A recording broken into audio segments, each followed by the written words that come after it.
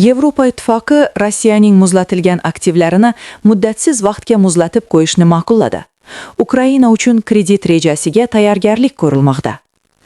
Yevropa Ittifoqiga a'zo davlatlar Rossiyaning 2022-yilda Ukraina bosqinidan so'ng Yevropada muzlatilgan 210 milliard yevrogacha mablag'larini muddatsiz muzlatilgan holda qoldirishga kelishdi.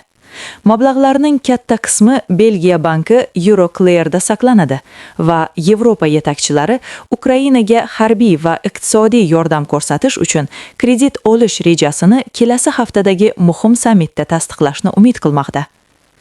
4 yillik urushdan so'ng Ukraina mablag'lari tugab borayotgani aytiladi.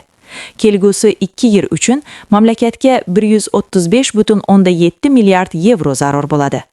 Yevropa bu miqdorning 3dan 2 qismini ta'minlamoqchi, biroq Rossiya rasmiylari buni o'g'irlik deb atamoqda.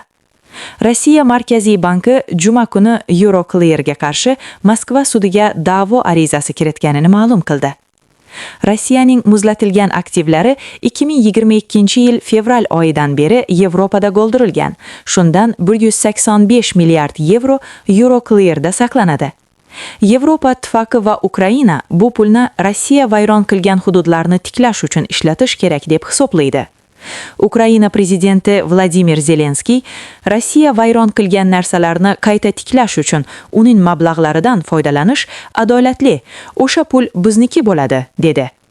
Germaniya kansleri Friedrich Merz esa bu aktivlar Ukrainaga kelajakdagi hujumlardan himoyalanish imkonini berishini aytdi. Biroq Belgiyada bu rejaga nisbatan jiddiy xavotirlar bor. Moliyaviy tavakkalchilik, bank tizimiga tahdid va xalqaro moliyaviy tizim barqarorligiga salbiy ta'sir ehtimoli.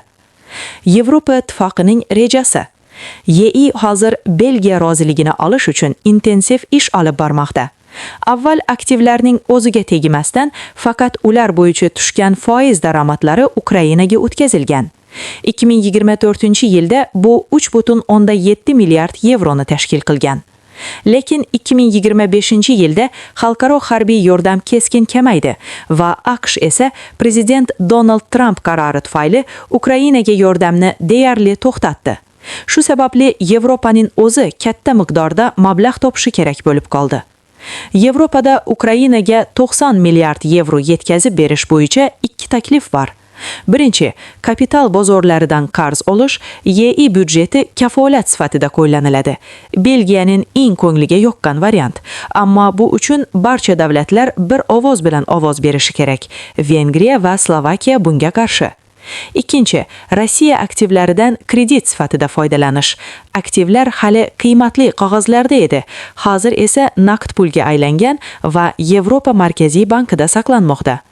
Yevropa komissiyasi Belgiyaning xavotirlari asosli ekanini tan oladi va yangi reja bo'yicha Belgiyaga 210 milliard yevro aktivlar bo'yicha to'liq kafolat berilishini ta'kidlamoqda. Belgiyaning xavotirlari. Ukrainani qo'llash tarafdori bo'lsa-da, Belgiya quyidagi xavflardan qo'rqmoqda. Agar ishlar yomonlashsa, Belgiya 185 milliard yevroga yaqin mas'uliyatni o'z zimmasiga olishi mumkin. Euroclear'ning o'zi Rossiyada 16-17 milliard aktivlarga ega. Ular musodara qilinishi mumkin. Euroclear'ni katta kredit berishga majbur qilish YEI bank qonunlariga zid bo'lishi mumkin.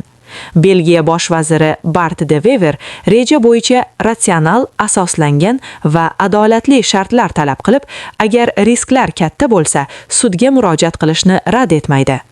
Strategik bosim. Baltika mamlakatlari, Finlandiya va Polsha kabi chegaradosh davlatlar vaqt yo'qligini aytmoqda. Ular muzlatilgan aktivlar rejasi eng real yechim ekaniga ishonmoqda. Bu borada AQShning ham rejasi borligi haqida xavotirlar bor. Go'yoki AQSh Rossiyaning muzlatilgan aktivlaridan o'z tinchlik rejasida foydalanmoqchi. Yevropa Ittifoqi Rossiya aktivlarini muddatsiz muzlatib qo'yish orqali AQShdan mustaqil harakat qilishni kuchaytirmoqchi. Vengriya bosh vaziri Viktor Orban bu qarorlarni keskin tanqid qildi. Siyosiy va sport yangiliklarini biz bilan kuzating.